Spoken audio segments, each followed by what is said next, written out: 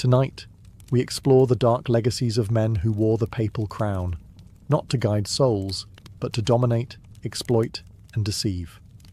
From orgies in the Vatican to alliances with assassins, the worst popes in history remind us that not every man who sat on the throne of St. Peter was a saint. Some were tyrants, some were perverts, some were killers in robes. So before you get comfortable, as always, take a moment to like the video and subscribe to the channel only if you enjoy our content. Let us know where you're watching from and what time it is for you. Sometimes our stories are too interesting, and we're working on some boring ones to help you sleep. But not tonight. Dim the lights, turn on a fan for some white noise, and let's cover what we have for tonight. Together. Pope John XII, the teen pope of sin. He was just 18 when he became the most powerful religious figure in the Western world, a boy, crowned pope, with no experience, no spiritual depth, and no intention of leading a holy life. John XII, born Octavianus, inherited the papacy in the year 955, thanks to the influence of his powerful father, Alberic II of Spoleto, who essentially installed his own son as pope while on his deathbed. But what followed was not a legacy of sacred devotion. It was a descent into scandal, violence, and unrestrained vice. John XII didn't see the papacy as a divine calling. He treated it as a toy. Roman historians from the time accused him of turning the Lateran Palace, the papal residence, into a brothel. Prostitutes were welcomed in holy chambers. Sacred relics were pawned off to fund his pleasures.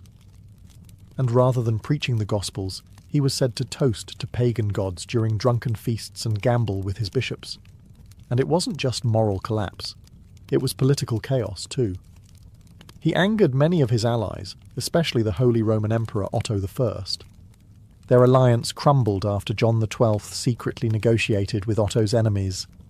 In response, Otto marched on Rome and forced a synod to investigate the Pope. The accusations brought forward by bishops were staggering: simony, murder, incest, and invoking demons. He was deposed, but not for long. John XII returned to power with the help of Roman mobs and immediately took revenge. He mutilated his enemies, executed bishops who dared oppose him, and resumed his debauchery. And then, just as suddenly as he appeared, his reign ended. In 964, the young pope died under mysterious and fittingly scandalous circumstances. One account claims he died after being struck by a jealous husband who caught him in bed with his wife. Another simply says he suffered a stroke while committing adultery. Whatever the truth, Pope John XII's short life was one of recklessness, lust, and betrayal. He didn't just stain the papacy, he defiled it. In the long shadow of church history, few names echo with as much disgrace. Pope Benedict IX, the Pope who sold his soul, and the papacy. If John XII was the most depraved teenager to ever become Pope, then Benedict IX was the most bizarre, and arguably the most corrupt.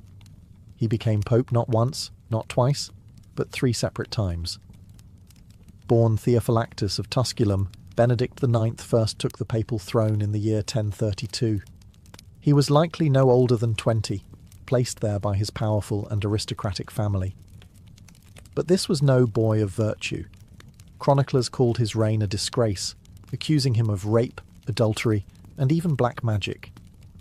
He was known to host wild orgies inside Vatican grounds, and was so hated that even the Roman people, used to political corruption, demanded his removal. But Benedict wasn't interested in reform. He was interested in pleasure. His first papacy ended when he was driven out by a rebellion, but he returned shortly after, then left again, then returned again. In a move that stunned even the most cynical observers of the time, Benedict IX decided to do something that would forever stain the reputation of the Church. He sold the papacy. Yes, literally, for gold. He approached his godfather, the archpriest John Gratian, and offered him the papal seat for a price. Gratian, later known as Pope Gregory VI, accepted, though reportedly to bring peace to Rome. Still, the act was so scandalous that it set off a domino effect, plunging the Church into a legitimacy crisis. And Benedict wasn't done.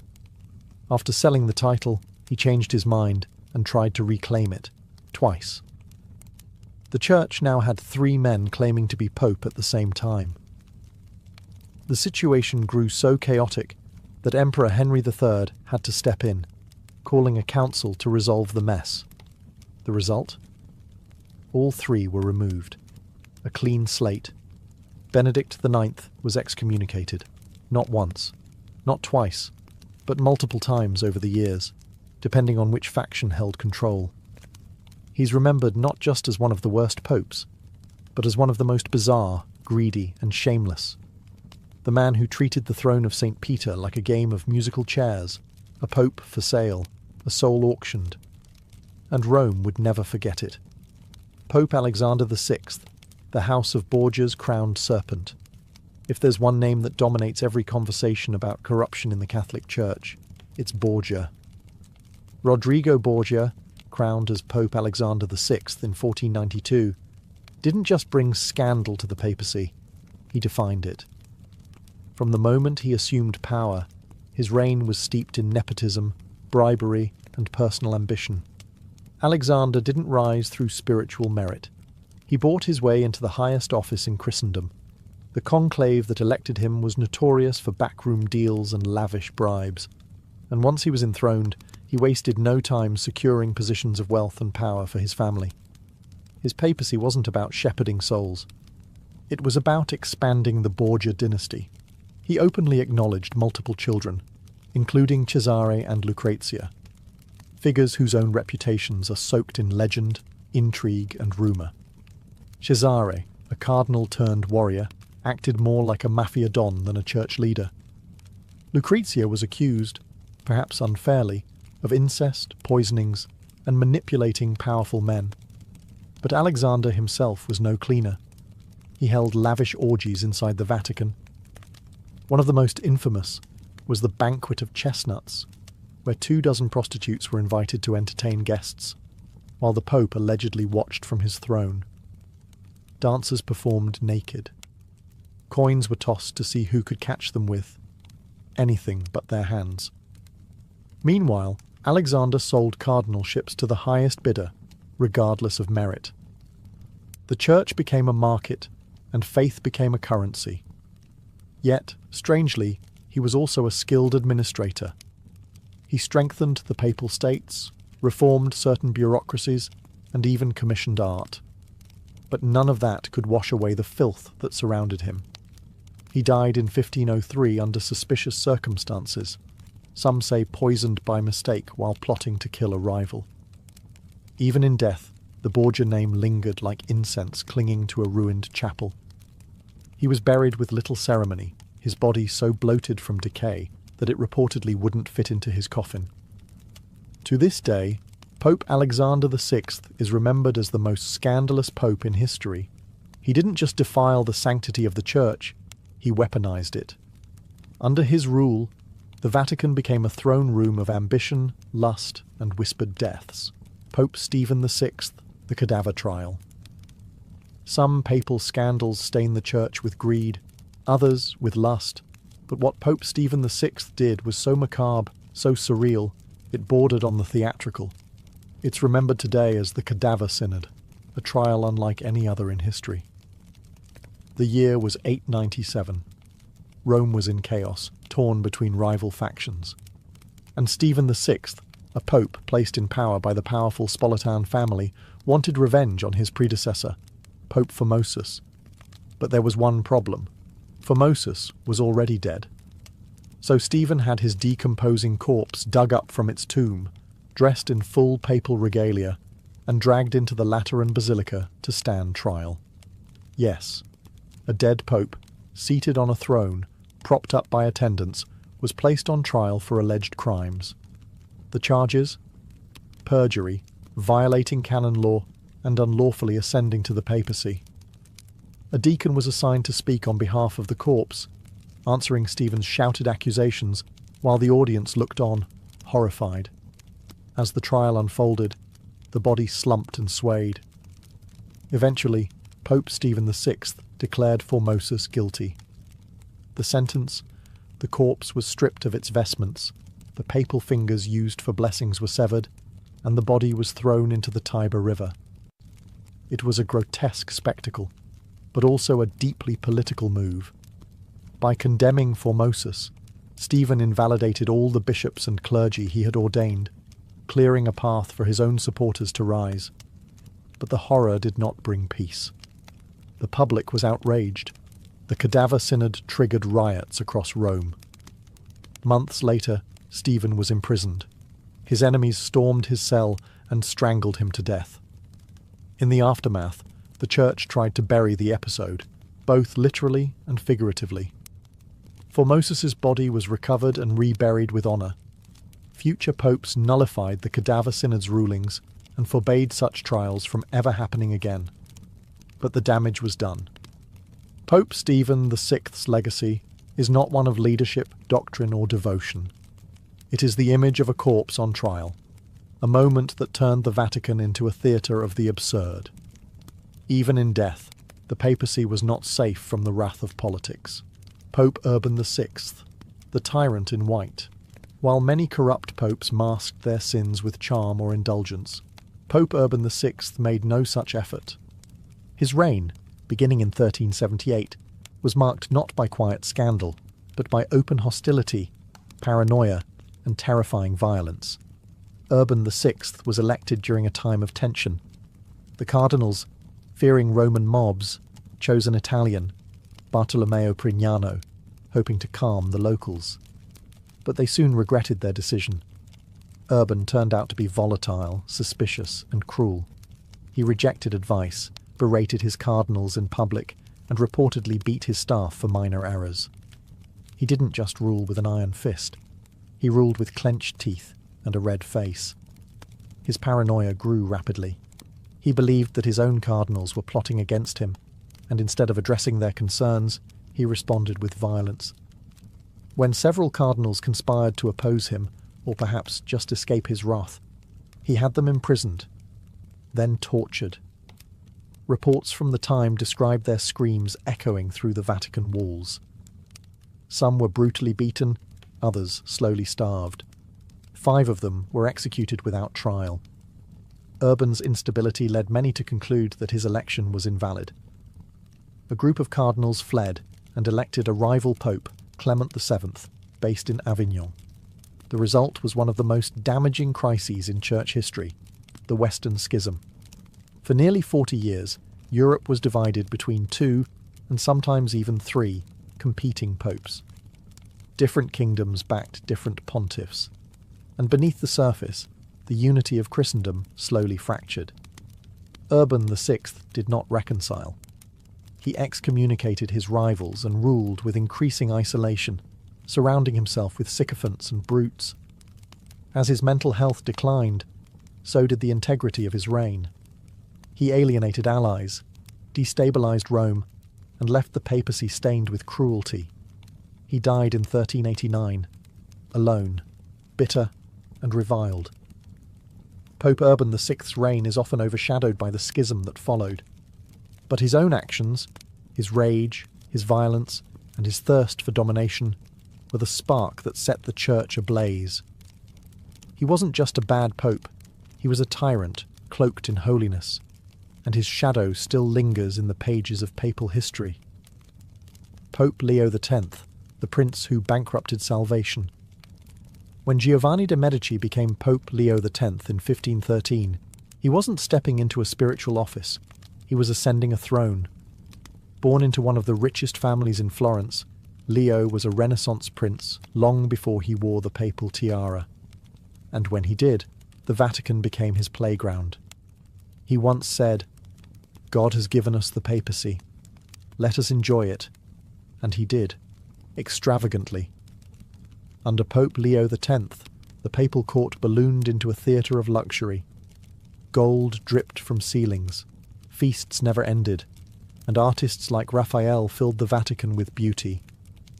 He was a lover of poetry, pageantry, and performance. But beneath the surface of high culture lay financial ruin and spiritual disaster. Leo drained church coffers to fund his Renaissance ambitions, and when he ran out of money, he found a new way to raise funds by selling salvation. He authorized the sale of indulgences, certificates that, for a price, promised to reduce punishment for sins. Priests across Europe stood in churchyards proclaiming, "As soon as the coin in the coffer rings, the soul from purgatory springs." It worked. Gold flowed into Rome, but outrage flowed faster. In 1517, a monk in Germany had enough. His name was Martin Luther, and he nailed his 95 Theses to the church door in Wittenberg, a direct protest against indulgences and papal corruption. How did Leo X respond? Not with humility or reform. He laughed it off, called Luther a drunken German who would change his mind when sober. When Luther didn't, Leo excommunicated him. It was a fatal miscalculation. The Reformation exploded. Churches broke away. The unity of Western Christendom shattered forever. To Leo, the church was a stage, and he was the star. But he couldn't see the cracks forming beneath his feet. He died in 1521, heavily in debt, unaware of the full fire he had lit. Pope Leo X is remembered less for the beauty he commissioned, and more for the schism he helped cause, not through heresy or war, but through pride, excess, and the commodification of grace. A prince of the Medici, a performer on a sacred stage, and a pope who lost the soul of Europe. Pope Sergius III, the father of the pornocracy. Long before the age of Borgia decadence or Renaissance indulgence, there was a pope who set a precedent for corruption that would echo through centuries. His name was Sergius III, and his reign in the early 10th century marked the beginning of what historians now call the pornocracy. Yes, the rule of harlots. Sergius III became pope in 904, after a bloody struggle in which his rivals were assassinated. It was an era where the papacy wasn't a divine office. It was a prize in a brutal Roman power game. And Sergius, ambitious and ruthless, was willing to kill for it. But it was his relationship with a noblewoman named Marozia that truly defined his papacy. Marozia belonged to the powerful Theophylact family, which essentially controlled Rome during this period. According to chroniclers, Sergius took her as his mistress while she was still a teenager. Their affair produced a child, who would later ascend the papal throne himself as Pope John XI. Yes, you heard that correctly. A pope fathered another pope.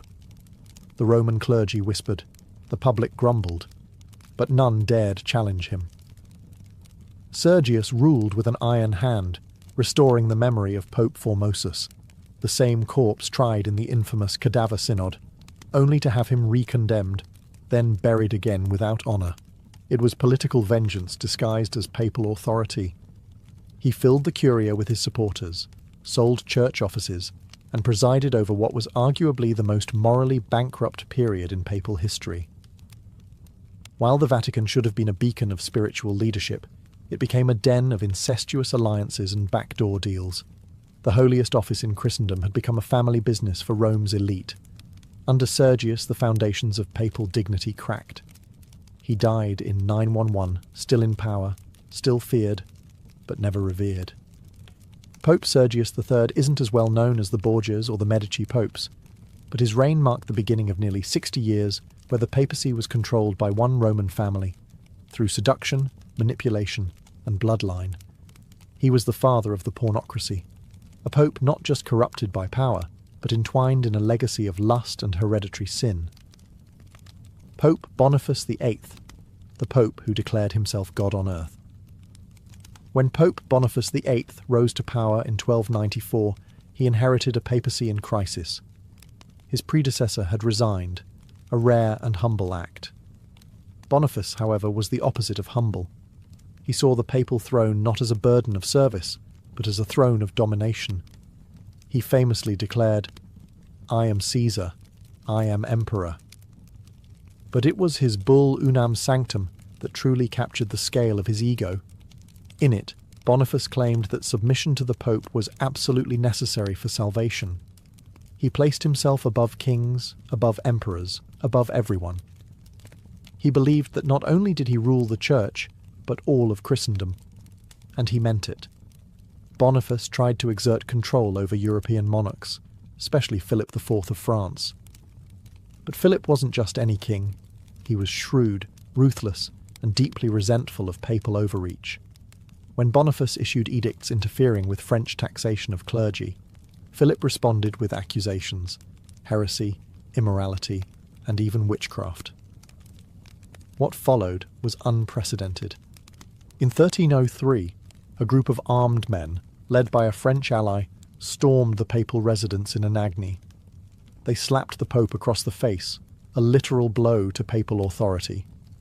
For 3 days, Boniface was held prisoner, humiliated by the very monarch he had tried to dominate. Though he was eventually freed, the damage was done. Boniface VIII died shortly after, either from illness or, as some say, rage and humiliation. But his downfall didn't stop there. Years later, his body was exhumed by enemies who claimed it reeked of sulphur, a symbolic gesture accusing him of damnation. And when Dante Alighieri wrote the Divine Comedy, he placed Boniface in the 8th circle of hell, the place reserved for corrupt churchmen. Pope Boniface VIII is remembered as the man who pushed papal arrogance to its breaking point. He saw himself as the ultimate ruler, but in trying to become a god among men, he nearly destroyed the respect for the papacy altogether. His story is a cautionary tale. When sacred power is wielded without humility, it becomes tyranny cloaked in divinity. Pope Innocent III, the crusader of blood and fire. Don't be fooled by the name. Pope Innocent III was anything but innocent. Crowned in 1198, he was one of the most powerful popes in history, and one of the most dangerous. Unlike other corrupt pontiffs who indulged in personal pleasures, Innocent pursued power on a global scale.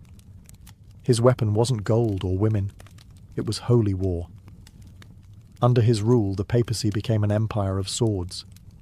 Innocent III launched the Fourth Crusade, a military campaign supposedly meant to retake the Holy Land. But it never even reached Jerusalem.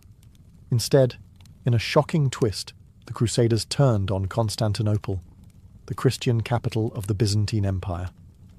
In 1204, they sacked the city, looted churches, raped nuns, and stole relics in the name of God. This wasn't just a military disaster, it was a spiritual betrayal.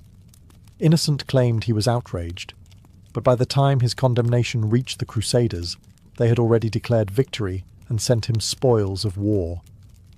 But perhaps even darker was the Albigensian Crusade, a war he declared not in the Middle East, but within Europe itself. In southern France, the Cathars, a Christian sect labelled heretical, were spreading ideas that threatened the Church's authority. Instead of sending theologians, Innocent sent knights. His message? Kill them all. God will sort them out. In 1209, the city of Béziers was attacked. When soldiers asked how to tell heretics from faithful Catholics, the response was chilling. Kill them all. Over 20,000 people were slaughtered, men, women, and children. Under Innocent III, the Church declared war on its own people. Heresy was punished with extermination, and the seeds of the Inquisition were quietly planted during his reign. He died in 1216, satisfied with his campaigns and reforms. And while he did centralize church power and reshape canon law, his legacy is stained with the blood of those he labelled enemies, even if they wore the cross. Pope Innocent III didn't just rule the church, he weaponized it. And his crusades, launched under banners of purity and salvation, remain among the darkest blots on Christian history. Long ago, where the sands of Iraq now stretch silent and bare, there stood a city unlike any other. Babylon, ancient, proud, and humming with life. It was a city of ziggurats and priests, of kings and scribes, of empires rising beneath stars that watched quietly from above.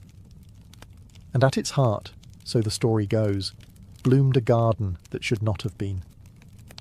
The Hanging Gardens of Babylon. A wonder, they called it. A paradise not sprawled across fields but suspended in the air, layered in ascending terraces, each one bursting with colour and life. towering palms, fragrant myrrh, vines that curled and draped like green waterfalls. Water, the very essence of life, flowing through stone channels and trickling down walls, feeding fruit trees that should never have thrived in that dry, blistering heat. To stand before it, they said, was like seeing a mountain made of gardens, a man-made Eden that rose up from the earth and challenged the very laws of nature, a miracle of engineering, a triumph of imagination, one of the 7 wonders of the ancient world. But here is the question that haunts historians, archaeologists, and dreamers alike. Did it really exist? There are no Babylonian tablets that mention it, no inscriptions, no ruins we can point to and say, here it stood. All we have are the accounts of later Greek and Roman writers, like Strabo and Philo of Byzantium, who described the gardens with awe, but from a distance of centuries. Could something so grand, so seemingly impossible, have simply vanished? Or worse, have never been there at all? And yet, the legend endures. Perhaps it's because the story is too beautiful to let go. The idea that in a sun-scorched empire of dust and conquest, a king might build something purely for love, a garden for his homesick queen, who longed for the green hills of her native land. That image has never left us. It lingers in poems, in paintings, in whispered hopes that somewhere beneath the ruins, roots still sleep in silence. The hanging gardens may be lost, or never real, but the mystery? The mystery is very much alive. To understand the gardens, we must first understand the city said to cradle them, Babylon. Situated along the Euphrates River in what is now modern-day Iraq, Babylon wasn't just a city. It was a statement. Massive walls wide enough for chariots to race atop, towering temples, the famed Ishtar Gate, glazed in deep blue and adorned with golden lions and dragons. Babylon was the jewel of Mesopotamia, the pride of the Neo-Babylonian Empire, and at its centre stood King Nebuchadnezzar II, the man most often credited with building the Hanging Gardens. He reigned in the 6th century BCE, a master builder and conqueror, who transformed the city into an architectural marvel. Under his rule, Babylon became a city of unprecedented scale, filled with temples, palaces, and ziggurats that reached skyward like mountains of mud brick and faith. But among the stone and ceremony, one story stands apart. A tale whispered by later Greek historians that Nebuchadnezzar had married a woman from the distant forested land of Media, possibly Queen Amytis, and that she, homesick for the green hills of her childhood, found only flat desert and endless dust in Babylon. So, the king built her a garden. Not just a courtyard or a grove, but a structure so vast and intricate that it seemed to hang in the air, layered like the hills she missed. An offering of greenery in a land of fire, a gift of love wrapped in engineering. This version of the story is deeply romantic, almost too perfect, and yet it persists. Greek historians, such as Strabo and Diodorus Siculus, described the gardens centuries later, writing of terraces stacked like steps to heaven, of irrigation systems lifting water from the river to the highest levels. They wrote with confidence, even though they had never seen the gardens themselves. So, was this a real architectural marvel, or the ancient world's most enduring fairy tale? In a city as ambitious as Babylon, ruled by a king who reshaped landscapes, it's not hard to believe he might attempt such a feat. And perhaps, in the cracks between myth and memory, there once bloomed something truly extraordinary. A dream made of stone, water, and longing. If the Hanging Gardens were real, they were more than a testament to beauty. They were a miracle of ancient engineering. Imagine trying to grow a mountaintop garden in the middle of a desert. Not just ground-level plants, but full-grown trees, shrubs, and flowering vines suspended over stone, in blazing heat, with little rainfall, and no natural hills to build upon. To keep such a garden alive, the ancients would have needed more than green thumbs. They would have needed genius. Greek accounts give us clues. They describe terraces stacked like steps, built atop vaulted foundations made of baked brick and asphalt. The soil was layered thick, deep enough to root tall trees. But more astonishing than the architecture was the irrigation. How, in an age without modern pumps, could water be lifted from the Euphrates River to the uppermost levels of the garden? The answer may lie in a device known even then, the Archimedean screw, or a similar early water-lifting mechanism. A spiraling tube housed in a cylinder, turned by hand or foot, raising water upward through rotation. If the Babylonians had something like it, and there's reason to believe they did, it could have allowed for a continuous flow, feeding cascading streams that trickled from one level to the next. The system would have had to be maintained constantly, a living machine, not just an ornament. Channels carved through stone, gutters hidden beneath the foliage, workers tending to the pipes as well as the plants, and all of it concealed beneath a blanket of leaves and blossoms, so that to the outsider, the garden appeared to breathe on its own. To the ancients who saw it, or who believed they did, it must have seemed like magic. A floating forest, a hill sculpted from water and will, something no other city could claim. But to today's archaeologists, it raises questions. Could such technology have existed in 6th century BCE Babylon? Or are we underestimating what ancient minds could achieve with enough ambition and a king's love? Perhaps that's what made the Hanging Gardens so wondrous. Not just their beauty, but the quiet message they carried. That even in a desert, the impossible could grow. As magnificent as the Hanging Gardens sound, there's a strange silence at the core of their story. A silence that has puzzled scholars for centuries. While later Greek and Roman writers spoke of them in vivid detail, Babylonian sources, the people who would have built and lived among these gardens, say nothing. There are no surviving tablets, no royal inscriptions, no temple records that describe such a garden. And this is odd, because the Babylonians were meticulous record keepers. They wrote about crops, taxes, gods, even the dimensions of buildings and the names of their architects. Yet nowhere do we find a single Babylonian line that confirms the existence of a massive terraced garden rising above their capital.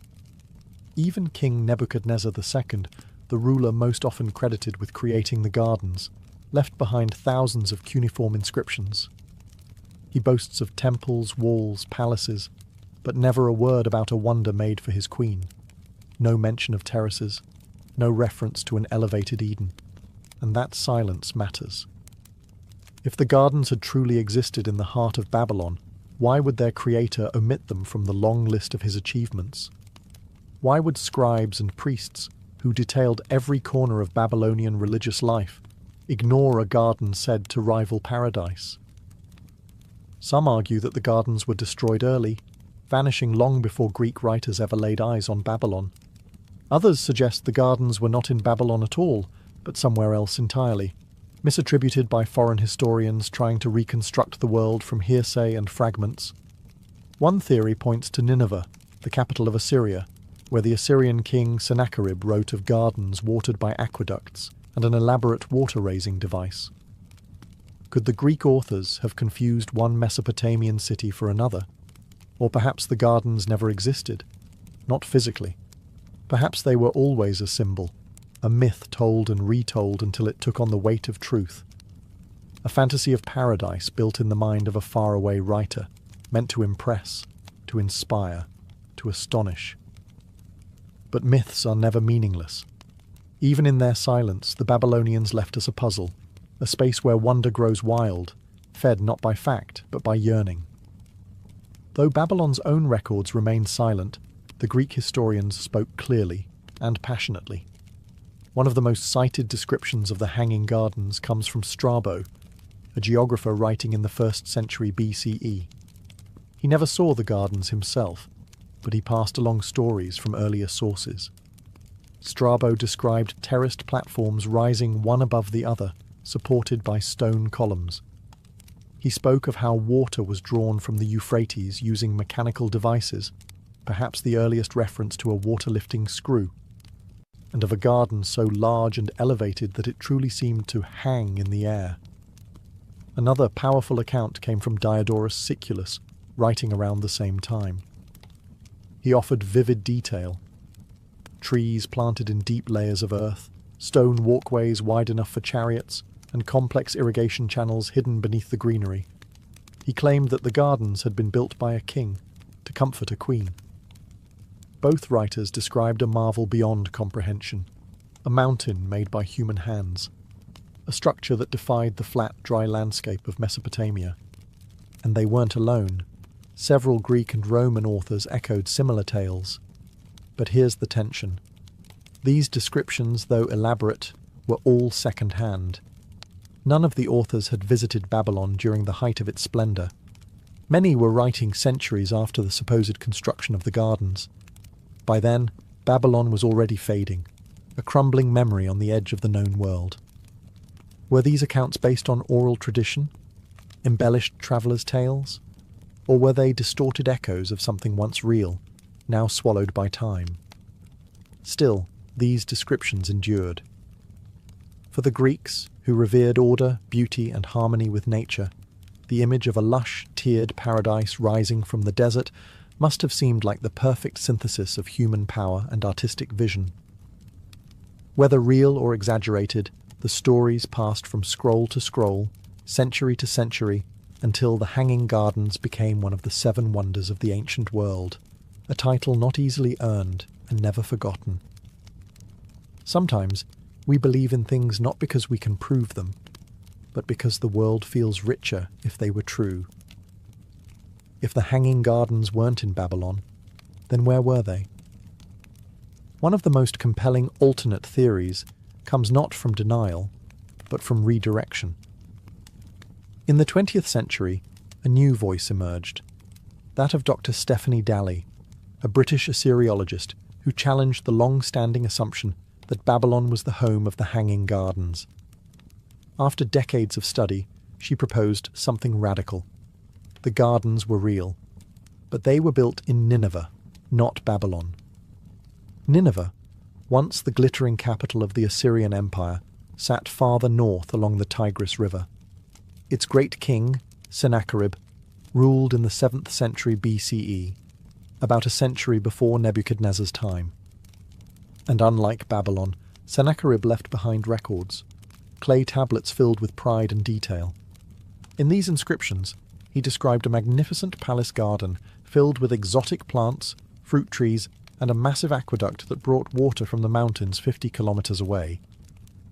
He even mentions a water-lifting screw, the same technology that Greek authors would later attribute to the Hanging Gardens. Could it be that what the Greeks described was based not on Babylonian glory, but on tales of Assyrian engineering, misunderstood or misattributed across time? Dalley also pointed out that the ancient word Babylon could mean more than one place. The Assyrians sometimes used it to refer to gateways of the gods, sacred cities, not just the city of Babylon itself. In this light, Nineveh may have been another Babylon, and the gardens, in fact, never moved at all.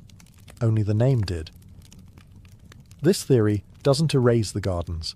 It relocates them, and in doing so, it brings clarity to the silence of Babylon and the boldness of Assyrian records. It suggests that the wonder was not imagined, just misunderstood. If true, it would mean the Hanging Gardens did exist, just not in the city we expected. It would make Sennacherib the creator, not Nebuchadnezzar. And it would rewrite one of the world's oldest architectural mysteries. Sometimes legends don't vanish. They simply shift places, hiding in plain sight, waiting for someone to read the ancient lines just a little differently. Beyond the bricks and aqueducts, beyond all the historical debates and archaeological theories, the story of the Hanging Gardens is also a love story, soft, persistent, and human. According to later tradition, King Nebuchadnezzar II did not build the gardens out of pride, nor as a temple, nor as a display of imperial power. He built them for Amytis, his queen, a woman far from home.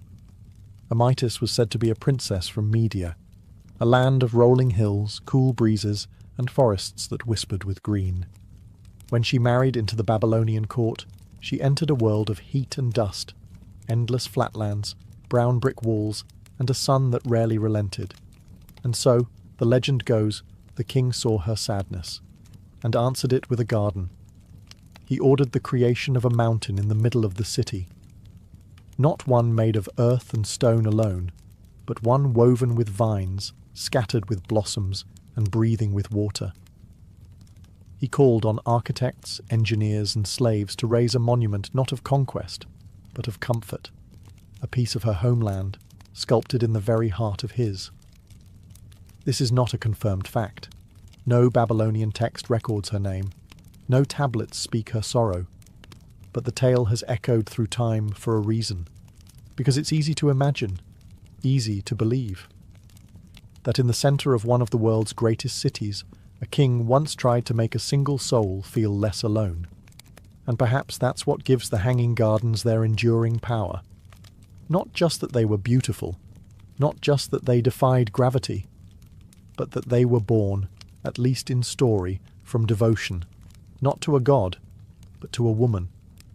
In that version of the tale, the garden becomes more than architecture.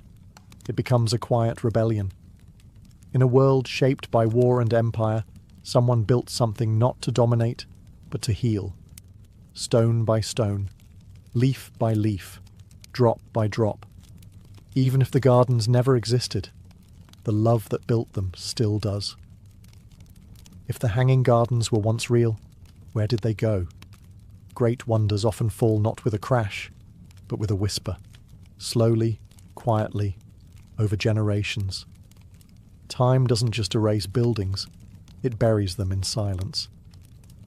And Babylon, once the jewel of Mesopotamia, was no exception. The city endured centuries of conquest and decay. After the fall of the Neo-Babylonian Empire, it passed into the hands of the Persians, then the Greeks, then the Parthians. Each ruler left a mark, but none maintained the splendour that Nebuchadnezzar had built. Babylon's bricks were torn down to construct new cities. Earthquakes and erosion took their toll. Sand swept in from the desert, burying gardens and gates alike. By the time Alexander the Great arrived in the 4th century BCE, Babylon was a fading echo. He dreamed of restoring it, even making it the capital of his empire. But death claimed him before the dream could take shape. Without a patron, the city was left to rot. No one knows exactly when the gardens vanished. Perhaps they were dismantled. Perhaps they collapsed from neglect. Or perhaps they never stood at all, existing only in the pages of foreign writers who had heard a story too good to question. In the 19th and 20th centuries, archaeologists uncovered the foundations of Babylon's grand ziggurats and palaces. But no trace of the gardens has ever been definitively found. The absence is heavy. It lingers like the space where a great tree once stood, roots gone, but the shape of its shade still remembered. Even if they once towered in reality, the Hanging Gardens have now passed into a different kind of truth, the truth of memory, myth, and longing.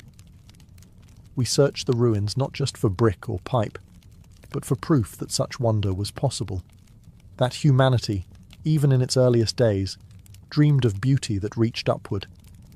And maybe that's what makes their disappearance so haunting. Not that they vanished, but that they may have never existed at all. And yet, we still believe.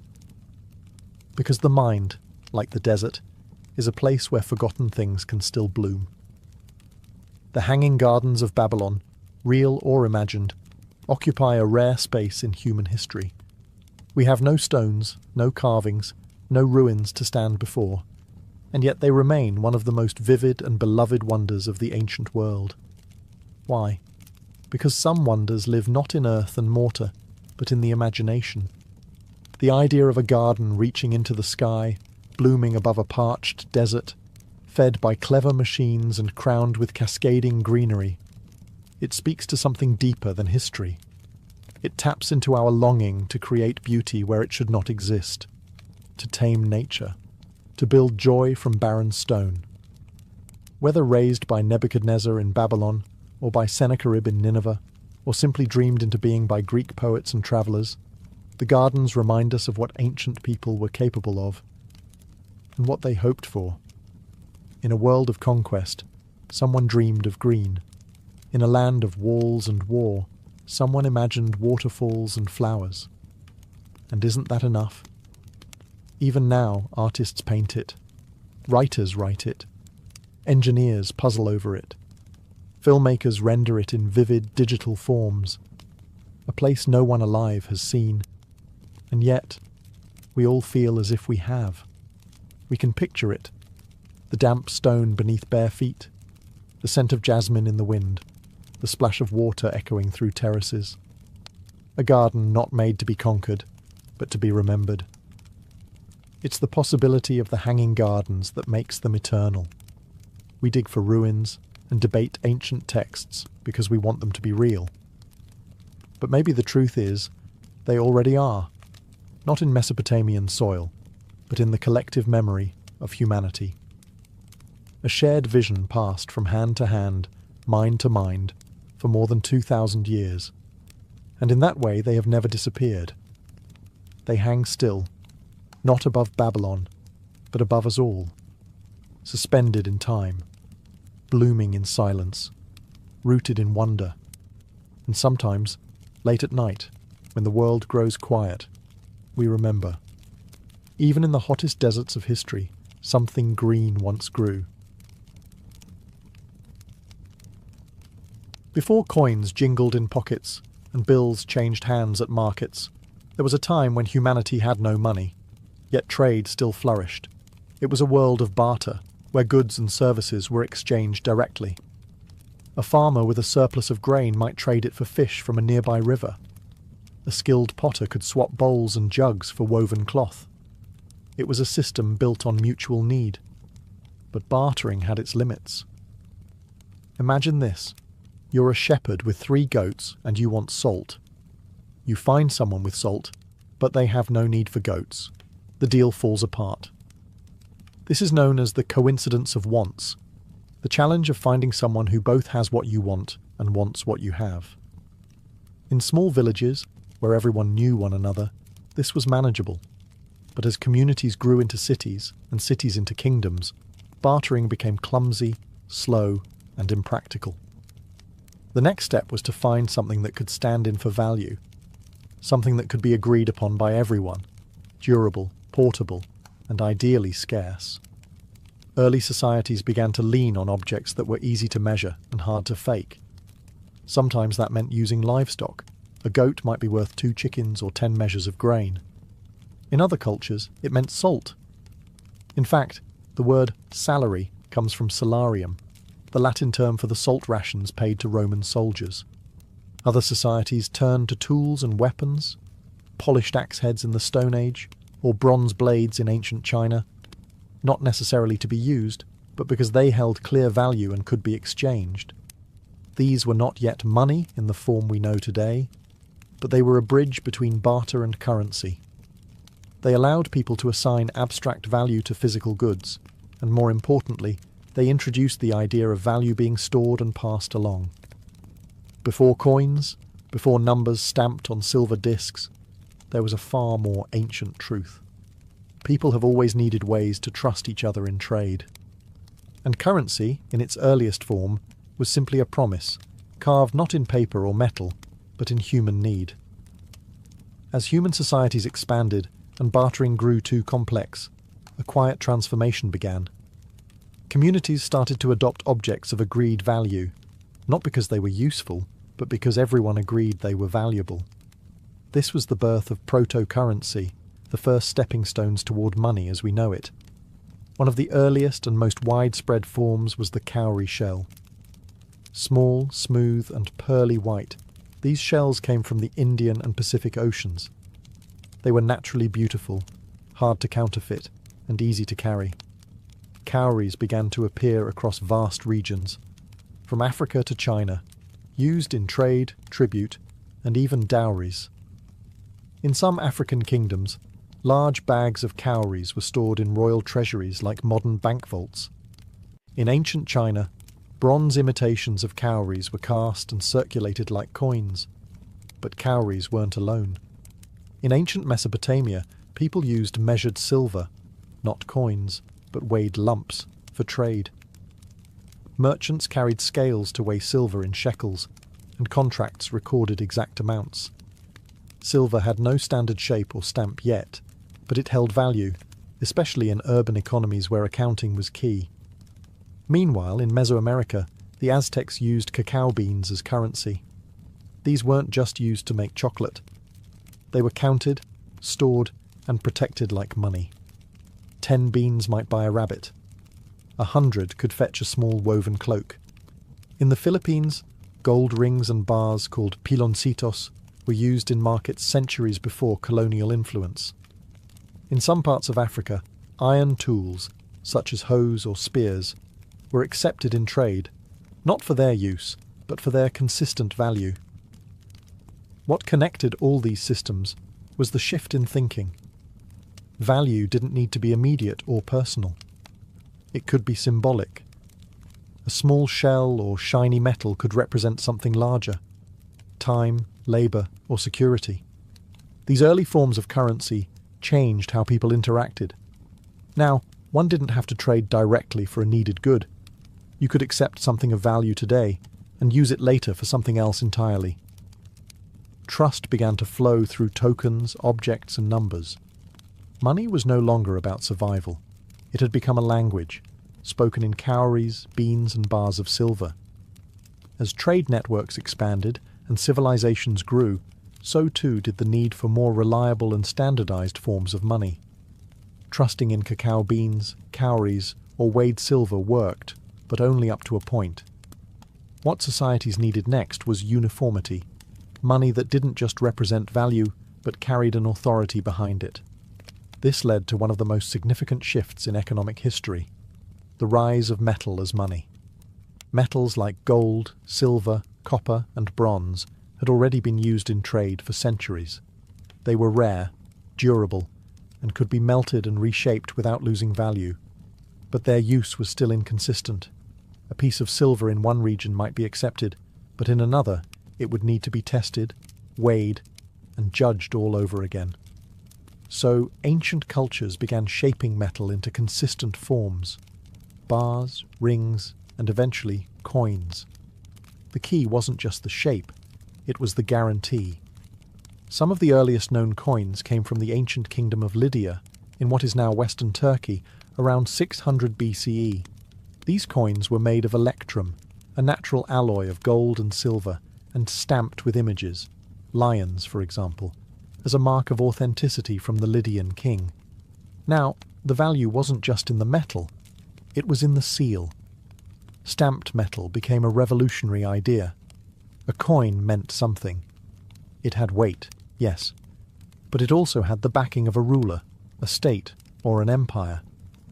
A person could accept a coin not just because it was shiny and heavy, but because they trusted that everyone else would accept it too. Soon, the idea spread. Greek city-states, the Persian Empire, Rome, India, and China all developed their own coinage systems. Each coin was a symbol of control, communication, and commerce. Kings and emperors printed their faces onto currency, not just for recognition, but for power. Every exchange carried their image, their name, their reach. In these stamped metals, money evolved. It became not just a means of trade, but a message that said, "This has value, because we say it does, and because you believe it." The idea of money truly changed the moment it became minted. Not just shaped metal, but officially authorized currency stamped by a ruling power.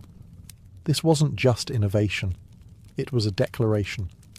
As early as the 7th century BCE, the Lydians in Anatolia began producing coins made of electrum, a naturally occurring blend of gold and silver. These weren't decorative tokens. They were created for trade, each stamped with a lion's head, the royal emblem of King Aliates. These first coins didn't bear numbers. Instead, their weight and the authority of the stamp confirmed their worth. The practice caught on quickly. In nearby Greece, city-states began minting their own coins, using symbols of local identity. Owls for Athens, turtles for Aegina, Pegasus for Corinth. Each coin reflected pride, culture, and trust. Greek coins were not just currency. They were miniature pieces of propaganda, carried from one market to another. Over time, rulers discovered something else. Control over money meant control over people. If a king could decide what counted as money, he could influence trade, raise armies, and shape the economy of an entire region. In Persia, King Darius I introduced a gold coin called the daric, stamped with an image of the king himself holding a bow. It circulated across a vast empire, connecting lands from Egypt to India with one consistent form of money. Meanwhile, in China, early coins took on distinctive shapes: spades, knives, and round discs with square holes in the centre. Cast in bronze and bearing the marks of dynasties, these coins were strung together on ropes and worn like wallets around the waist. Their form reflected both utility and symbolism. Square representing the earth, and the circle, heaven. The act of minting money transformed how people experienced value. Coins became trusted tools, not just for local trade, but for long-distance exchange. Soldiers were paid in them, taxes were collected through them, markets grew around them, and with every stamped image, be it a god, a king, or a mythical beast, money whispered the same message. This is more than metal. This is power. This is law. This is order. Currency was no longer born of barter. It was born of command. As currency systems spread across the ancient world, no civilization refined, expanded, and standardized coinage like the Romans. For them, money wasn't just about trade, it was about empire. By the time of the Roman Republic, coins had become essential to everyday life. The Romans introduced a system based on bronze and silver, later adding gold as the empire grew wealthier. Their earliest coin, the AS Rude, was simply a chunk of bronze. But over time, they began producing carefully weighed and stamped coins, each with a specific role in the economy and a story to tell. The denarius, minted in silver, became one of the most famous Roman coins. It was used for military salaries, civic payments, and trade across the empire. On one side, a Roman symbol, a god, a figure of victory, or a scene of conquest. On the other side, the face of the emperor. In this way, coins became political tools. Every transaction was also a moment of propaganda. The emperor's image placed directly into the hands of his people. It reminded them who ruled, even when they were simply buying bread or paying a tax. But Roman currency wasn't just powerful, it was complex. The empire used different metals, values, and mints scattered across regions. As Rome expanded, it absorbed the monetary systems of other cultures, reissuing local currencies under Roman authority. This brought consistency and order to trade from Britain to Judea. However, even empires can struggle with money. As the Roman economy faced military pressure and internal corruption, the state began debasing its currency, mixing less precious metal into silver and gold coins. Over time, the denarius lost its shine and its value. Inflation soared, trust in money declined. Still, the system endured for centuries. Roman coins travelled farther than Roman legions, showing up as far away as India and Scandinavia. They weren't just instruments of commerce, but symbols of Roman influence, carried in pockets, buried in hoards, lost in riverbeds. And when the empire fell, the coins remained, artifacts of a civilization that understood one simple truth. If you can control the coin, you can shape the world it flows through. While Rome was forging its empire through minted silver and bronze, the ancient civilizations of Asia were building their own rich histories of currency, often just as innovative, and in some ways far more enduring. In China, the evolution of money took a unique path. Early forms weren't round. They were shaped like tools: spade money, knife money, and later, bell-shaped coins. These reflected practical symbols of value, agriculture and labour. But as the need for standardized trade grew, the Chinese began producing round coins with square holes in the centre. These could be strung together on cords, 1,000 coins tied in a loop, carried on a belt, or hidden in walls for safekeeping. The square hole wasn't just functional.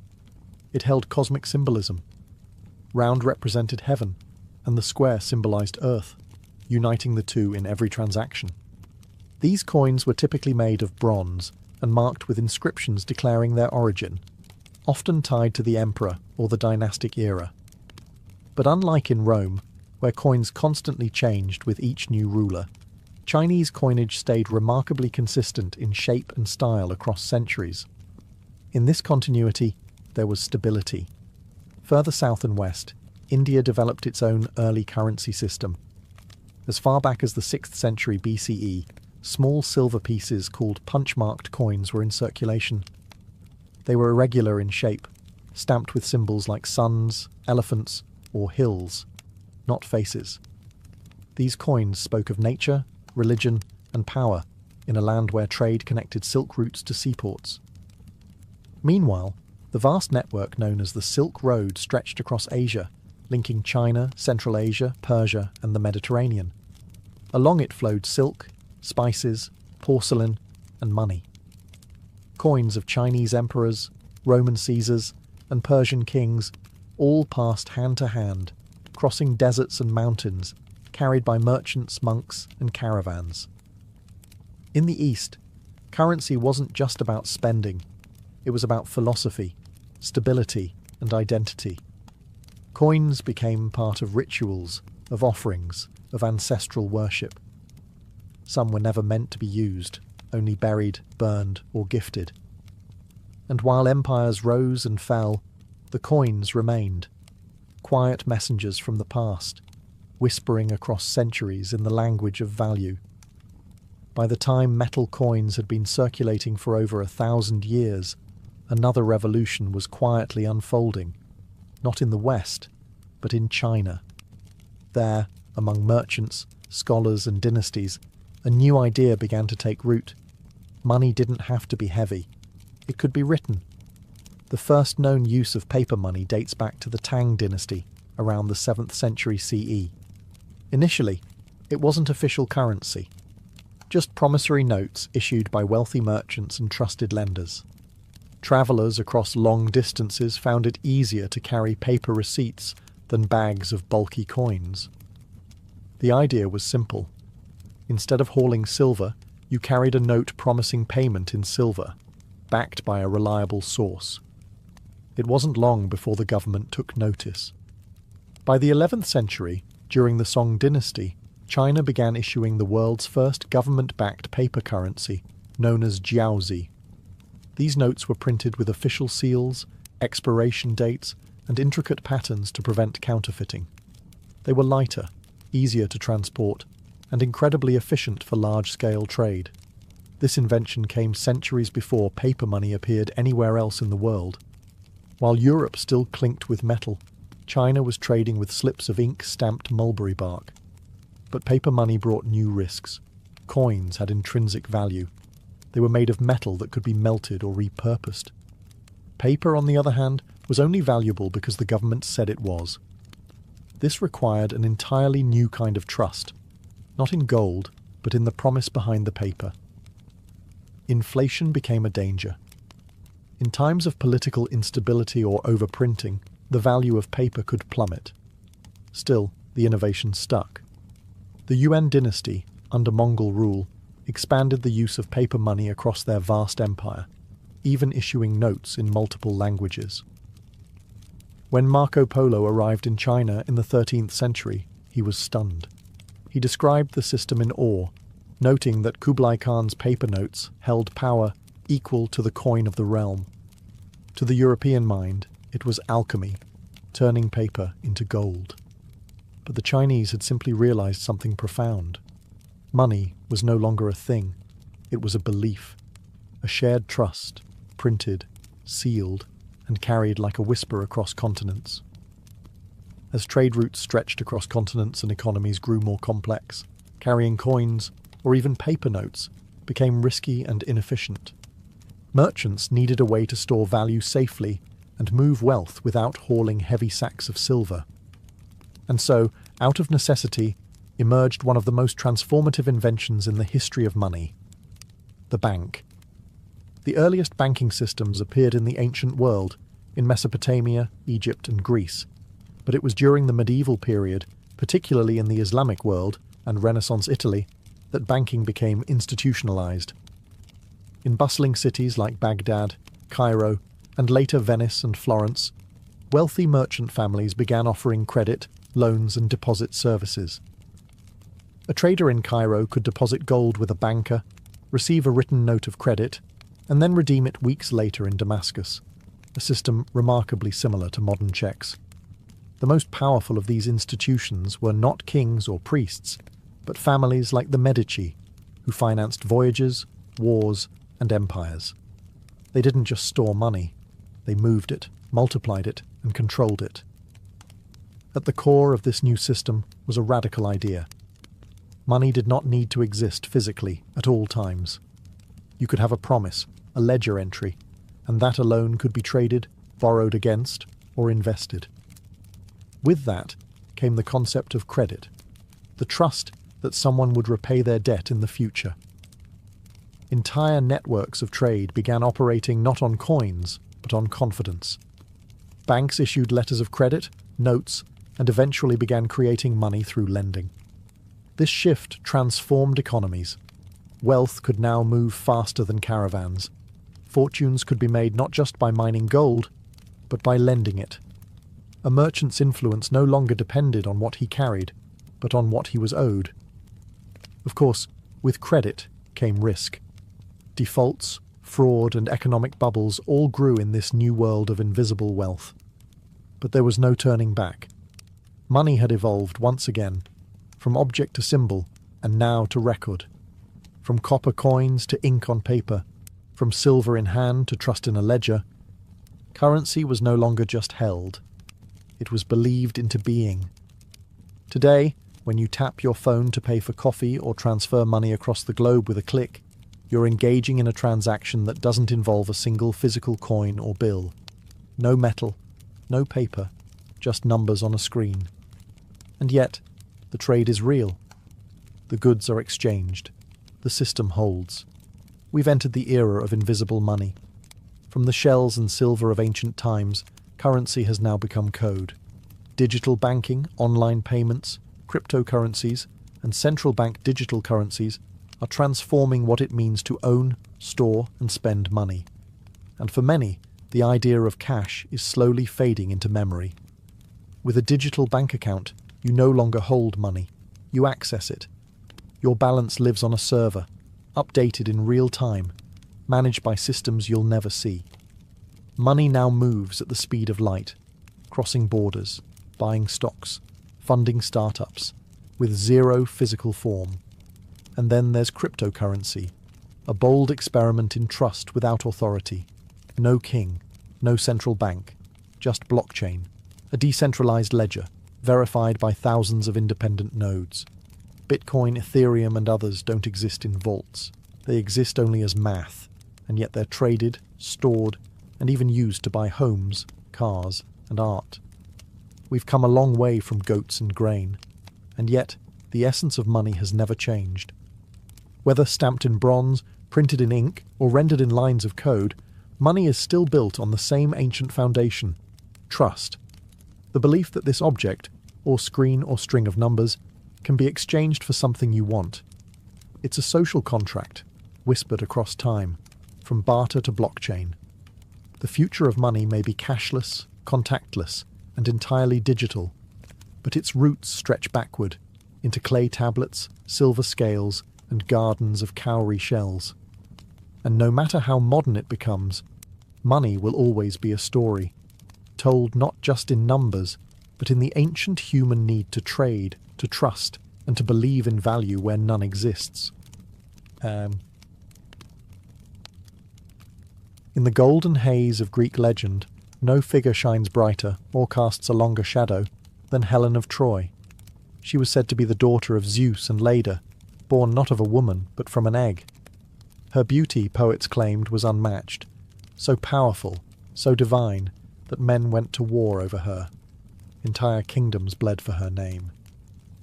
Helen was queen of Sparta, married to King Menelaus, when Paris, a young Trojan prince, arrived. Some say he stole her, others say she followed willingly. Either way, when the sails of his ship disappeared over the horizon, the ancient world tilted into chaos. Menelaus, humiliated and furious, called upon the oath all of Helen's former suitors had sworn, the vow to protect her marriage, no matter who won her hand. And so, under the banner of honour and vengeance, Greece united. Kings gathered their ships, among them Agamemnon, the ambitious high king of Mycenae, Odysseus, the clever strategist of Ithaca, and Achilles, the half-divine warrior whose name would become legend. They sailed for Troy, a city said to be wealthy, fortified, and proud. 10 years they fought beneath its towering walls. Battles raged, heroes died, and gods took sides. Zeus and Hera, Apollo and Athena, all turned the war into a divine spectacle. The death of Patroclus, the rage of Achilles, the slaying of Hector, and finally, the trick of the wooden horse. That is the myth, a sweeping epic of passion, pride, and betrayal. But what of reality? For centuries, historians believed it was fiction, a beautiful lie told by poets like Homer, who wrote the Iliad centuries after the war supposedly occurred. Yet buried beneath the legend is something stubborn, something real. The city of Troy was not a fantasy. It existed. And in the late 19th century, a German archaeologist named Heinrich Schliemann claimed to have found it, layers of ruins buried beneath a hill in modern-day Turkey. So now the question is no longer, did Troy exist? It's, did a war happen there? And was there ever really a Helen, a Paris, an Achilles? To find the truth, we must peel back the poetry and dig into the dust of the Bronze Age. Centuries after the supposed fall of Troy, a blind poet named Homer shaped the war into legend. His epic, the Iliad, composed around the 8th century BCE, became the cornerstone of Greek identity, a story of gods, rage, and doomed heroes. But Homer wasn't writing history. He was preserving memory, shaped, stretched, and sung by generations of storytellers before him. The Iliad doesn't begin with the abduction of Helen. It begins with Achilles' anger, months into the war. Gods walk the battlefield. Heroes duel in single combat. The Greeks are not simply warriors. They are almost mythic beings, larger than life, yet achingly human in their pride, grief, and glory. Homer never claims to have seen these events. He lived nearly 500 years after the war would have taken place. Yet his knowledge of Bronze Age weapons, armour, and customs is striking, far too accurate to be coincidence. Scholars believe Homer may have drawn from oral traditions passed down over centuries, preserving echoes of real conflicts in poetic form. But it's not just the Iliad. Homer's Odyssey follows the aftermath, the long journey home. Other works, now lost or fragmented, told of Achilles' death, the fall of Troy, the Trojan horse, and the sack of the city. Together, these tales formed what was known as the epic cycle. To the ancient Greeks, these weren't fairy tales. They were ancestral memory, a record of a heroic age when gods mingled with men and the fate of nations turned on the honour of a single warrior. The Trojan War became a cultural anchor. Every city-state wanted a piece of it. Kings claimed descent from its heroes. Poets retold the story again and again. But was Homer describing history? Or had centuries of storytelling transformed a local skirmish into a cosmic tragedy? That's the mystery.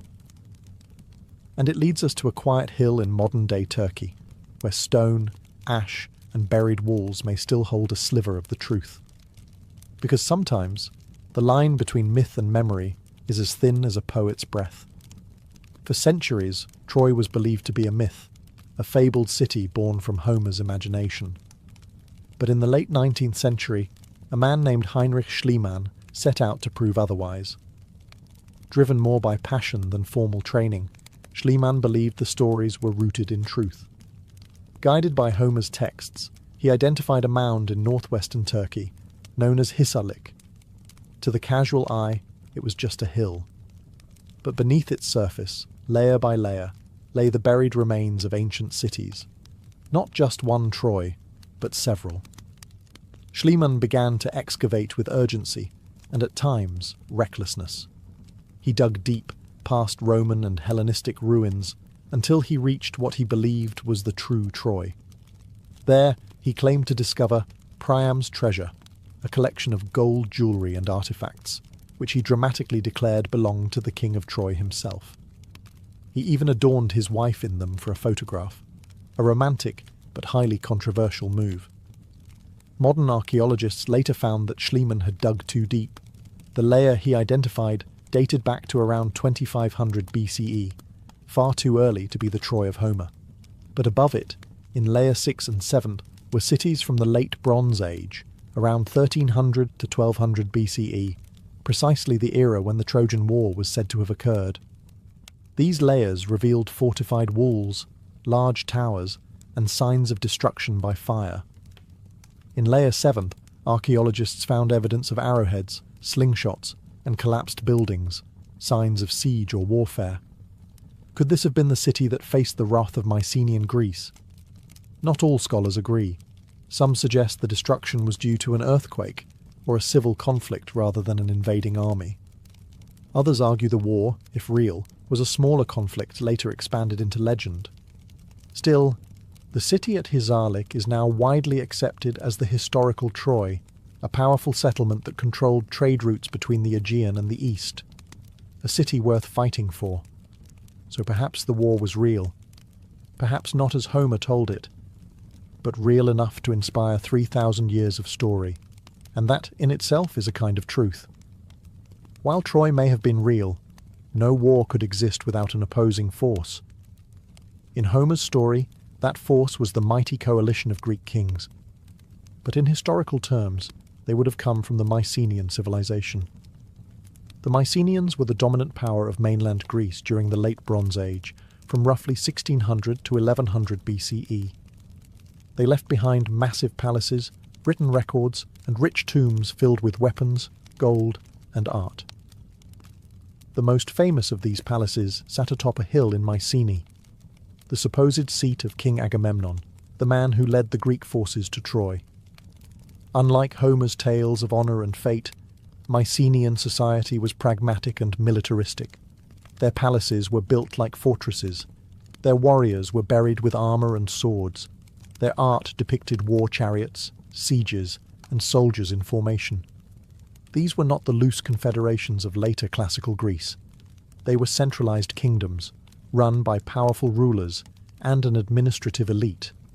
And they weren't isolated. Mycenaean pottery has been found across the eastern Mediterranean, in Egypt, the Levant, and yes, even near Troy. They were traders and seafarers, but also raiders and conquerors. They likely competed for influence and control of coastal cities and key trade routes, especially in western Anatolia, where Troy stood. In Linear B, their early script, we even see signs of a military culture that demanded tribute, recorded taxes, and listed detailed inventories of arms and armour. Though the script offers no mention of a Trojan War, it reveals a world where such a conflict wouldn't have been unusual. So what if the war wasn't over Helen at all? What if it was about control, of trade, of sea lanes, of influence in the east?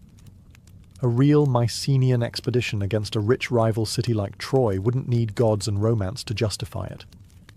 All it would take was power, ambition, and timing. Perhaps the Greeks did sail across the Aegean. Perhaps they laid siege to a city with high walls. And perhaps that story was passed from mouth to mouth, growing with each retelling until it sang of heroes. To understand the Trojan War, we must step into the minds of the people who told it and believed it. The Greeks of the archaic and classical periods didn't separate myth from history the way we do today. To them, the stories of Achilles, Hector, Odysseus, and Helen weren't just entertainment. They were echoes of a heroic past, a golden age when gods walked among men and fate was etched into stone by divine hands. In the Iliad, the gods don't merely observe the war, they participate. Aphrodite protects Paris. Athena guides Achilles. Zeus balances the scales of fate. This divine intervention wasn't a literary device, it was a worldview. The gods were seen as real forces, emotional, unpredictable, and deeply entwined with human affairs. Yet beneath the gods and prophecies are human stories of rage, pride, vengeance, and grief. Achilles isn't just a warrior. He's a young man wrestling with loss and the cost of glory. Hector isn't merely Troy's champion.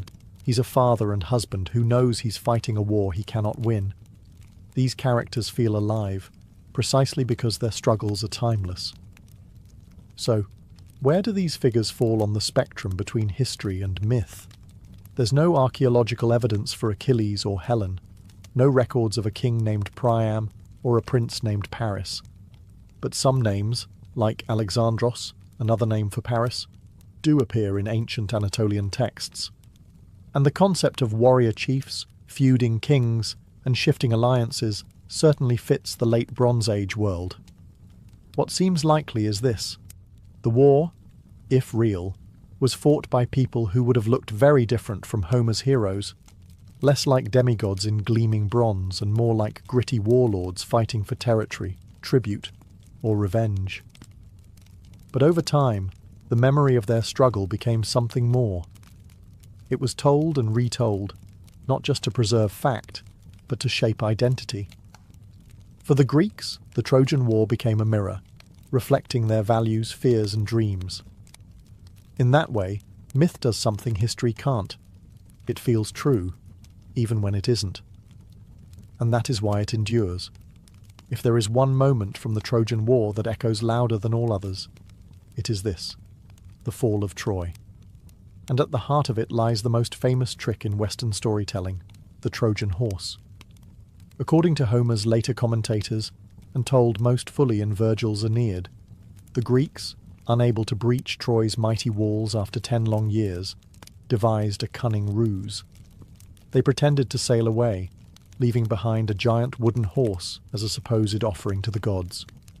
The Trojans, weary from war and eager to believe it was over, brought the horse inside the city gates as a trophy. That night, as the city slept, Greek soldiers hidden within the horse emerged, opened the gates, and let in the returning Greek army. Troy was sacked, its temples burned, its people slaughtered or enslaved. Priam, the king, was cut down, and the once mighty city was reduced to rubble, a tragic end to a proud civilization. But did it happen? Archaeology shows that Troy's Seventh, one of the layers uncovered at Hisarlik, was indeed violently destroyed around 1180 BCE. Charred remains, broken walls, and a sudden end to habitation all suggest catastrophe. It fits the timeline. It fits the legend. Yet there is no physical trace of a giant wooden horse, no records of a deception that clever. It may have been a poetic invention, a metaphor for betrayal, or a dramatic flourish added by later poets to give the story its unforgettable climax. Some scholars suggest the horse could have been a misunderstood siege engine, or even a forgotten term for an earthquake or internal revolt. Others believe it never existed at all, that it was a story crafted for symbolic power rather than factual truth. But whether myth or metaphor, the fall of Troy represents something more: the collapse of a world. In the decades following Troy's destruction, many great Bronze Age cities, from Mycenae to Ugarit, also fell. Trade routes broke down, languages vanished, civilizations crumbled. The Trojan War may have been the last great chapter of a fading age, and the horse, whether real or imagined, became the door through which that ancient world stepped into legend. The fall of Troy didn't end the story. In fact, for many ancient audiences, it was just the beginning. The aftermath of the war echoed through the ancient world like a long, sorrowful chord. Homer's Odyssey follows Odysseus, who wandered for 10 years after the war, facing monsters, witches, and the wrath of Poseidon. His journey became a tale of endurance, longing, and the cost of victory. Other heroes met darker fates. Agamemnon, the great king who led the Greeks, was murdered by his wife upon returning home.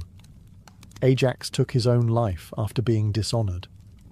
Menelaus returned to Sparta with Helen, but their reunion, according to some accounts, was cold and distant.